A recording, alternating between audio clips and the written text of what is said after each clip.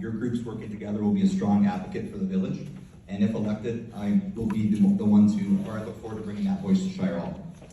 So Wellington, it's a village we all love, but we're at a crossroads.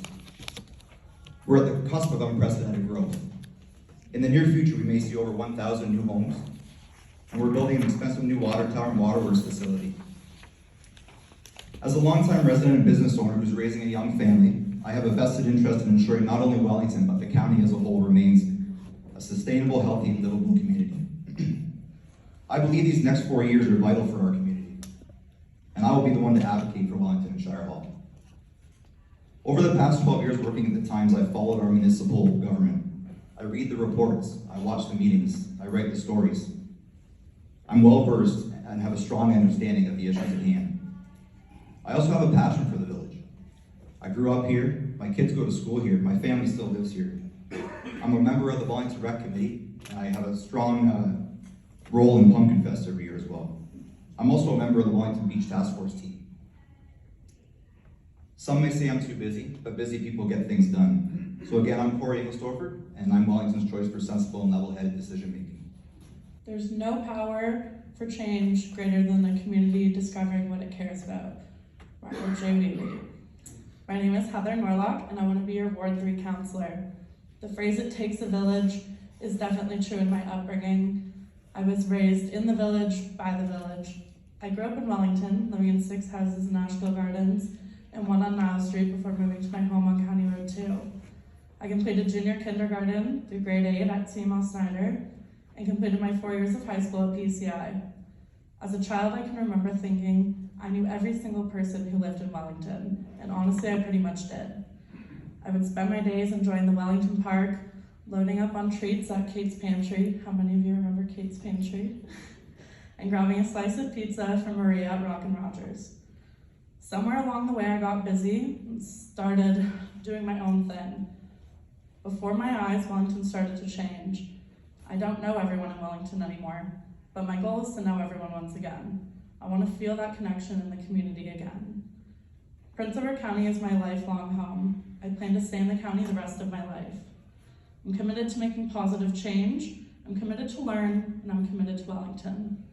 I'm smart, I work hard, I'm dedicated, I will be present, and I will pour my heart into this. I'm hungry to learn more, and I'm not afraid to do the extra work. I'm in my final year of studying civil engineering, and with this knowledge and experience, it will help me to make informed decisions and educated input regarding water, wastewater, development, roads, and planning. I hold high values such as equity, diversity, inclusivity, and transparency. The time has come for honesty and transparency. I have deep appreciation and love for all of Prince Edward County, but my roots lie in Wellington. I want to encourage, support, and advocate for young professionals, young families moving to Wellington.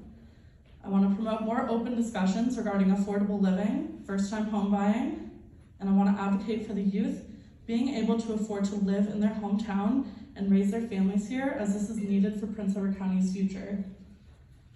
I want to promote the growth of small businesses in our community. I want to focus on encouraging doctors to come to Prince Edward County, advocate for a walk-in clinic. I want to address property tax issues, high water bills, lack of childcare, streamlining municipal processes, and managing tourism. I'm looking to maintain Wellington's small town charm while encouraging responsible development for everyone. Over my 27 years in Prince Edward County, I've seen rapid growth and change, and I would like to be an active partner in any further growth and change. There is a critical absence of youth voice in Prince Edward County. Don't be part of the disconnect, invest in youth voices. It's time to get involved. Good evening. I'm Jennifer Cobb, and I want to be your councillor. I've lived in Wellington for 24 years.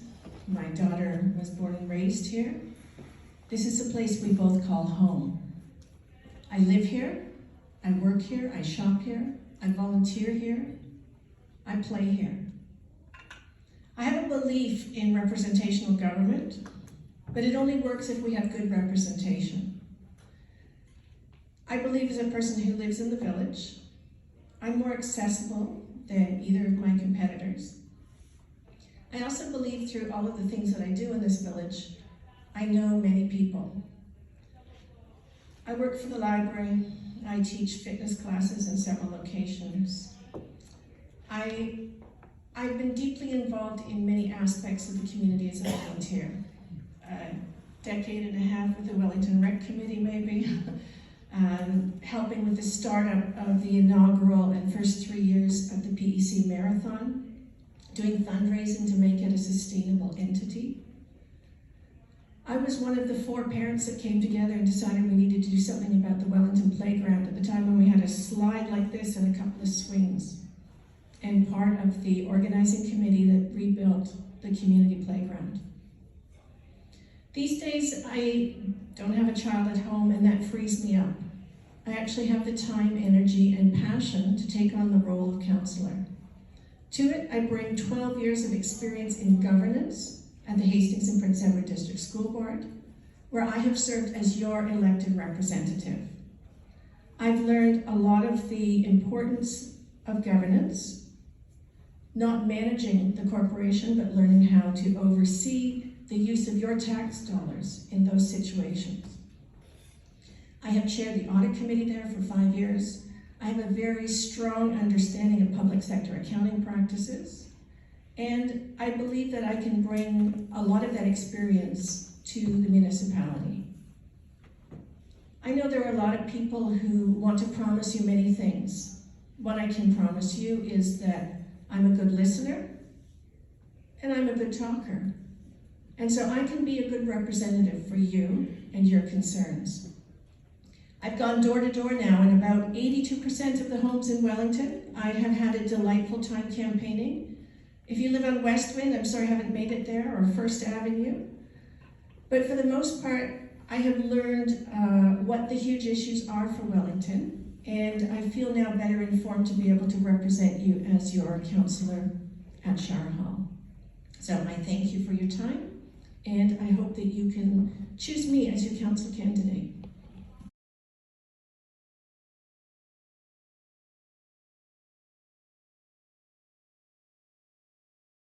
I think council is not meant to manage staff. The job of a councillor is to deliver information to staff, take information from staff, and work with staff.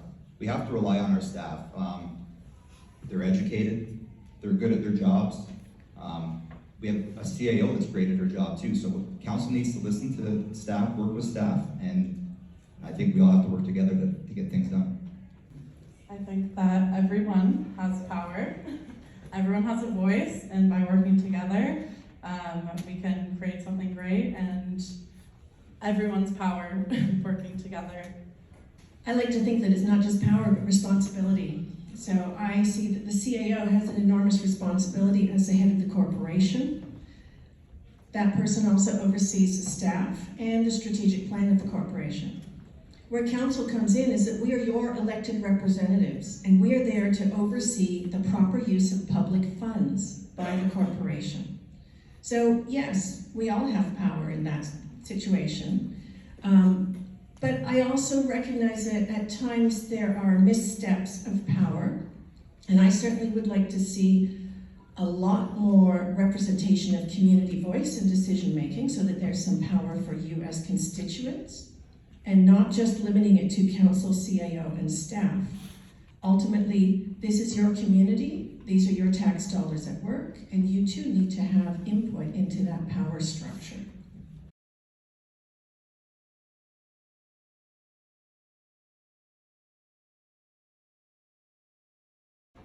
So we have already seen Wellington grow so much in the past 10 years, and even going even further than that. We know that with new developments coming, we want to make sure that they're listening to our voices. Speak with them. What can we do? What do we as a community want to see in these new developments? The development is coming, and we must hold them accountable and responsible for their development. This could include making sure that all developments have proper drainage swales, clean water, access to the lake, planting trees, but also leaving tree buffer zones.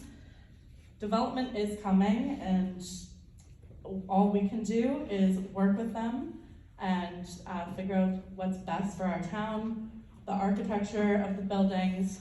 I would like to see in the next 5 years our business stay on Main Street and keep this a linear village. I don't really want to see big box stores and Wendy's and McDonald's going up County Road 2. So that's not something that I would like to see, but I do think that it is working with the developers that we can express to them what this town means to us, what is important to us, and how can we work with them to work with their development. What do we want to see, such as trees, potential dog parks, other parks, and holding them to the official plan is definitely something that we need to do. Am I missing anything? Oh, STAs. For STAs, I would like to see, there needs to be a cap of number of STAs. We need to be on consequences for unlicensed STAs and STAs not following rules. After some research after the last meeting. How long? That's your time. Oh, okay. I like the planner Jane Jacobs. She's the one who originated the concept of healthy communities. A healthy community is one where in a urban model, 10-block radius, you have work, you have school, recreation, you have public spaces you can inhabit, places of faith and worship. Basically, all of your needs can be met in that small space. By those standards, Wellington is a healthy community. My 10-year vision is that I stopped and thought about what I love about Wellington. And so I ask you now, what do you love about Wellington? And what do you want it to look like in 10 years? I have many things that I want to preserve here. The access to that Great Lake, Ontario, all of the multiple parklands here that give me recreation space, solitude, access to nature.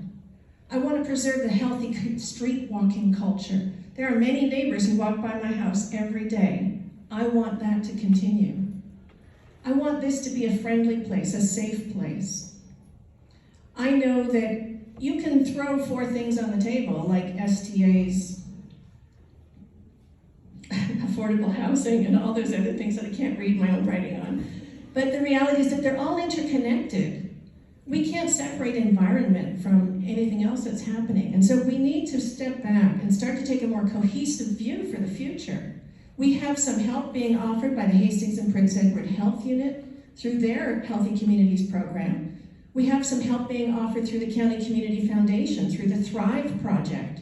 They actually want to bring money and resources here to help us do more effective planning so that we don't end up ruining this beautiful little paradise that we call home.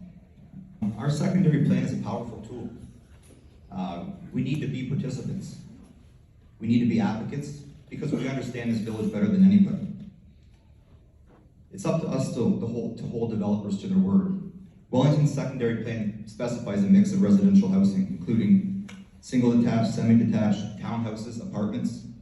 It even goes as far as to talk about assisted living, senior complexes. It speaks plainly about nurturing our downtown core.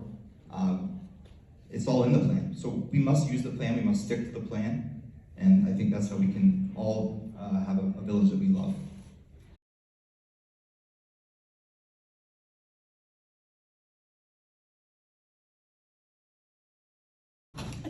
It's fascinating when you go door to door. I've heard 16 versions of a solution to this. I've heard people suggest that it be privatized. People who think that it needs to be something that is more open and transparent so that we see how much of debt reduction is on our bill. Many people have insisted that people who are not on water and sewer shouldn't be making decisions about those who are. I've also had people say, it's a capital asset. Why aren't we all paying for it the way we pay for arenas?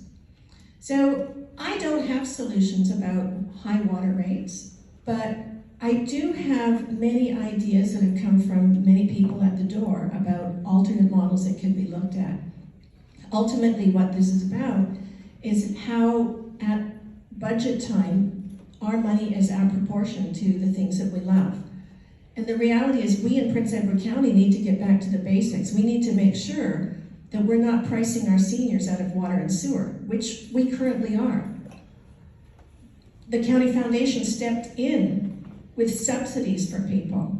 Renters could get $250, owners could get up to $500. And they did that because there are many people in our community who can't afford water and sewer rates.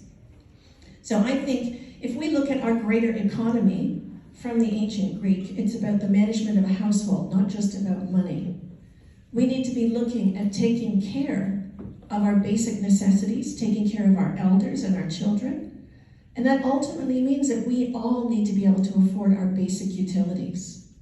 So why aren't we basically doing those things rather than throwing so much money at things like advertising to draw more people here when we're already overwhelmed with them?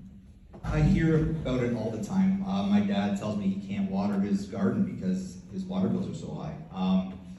I believe we need a waterworks commission made up entirely of ratepayers because it's time for some honesty and transparency at Shire Hall.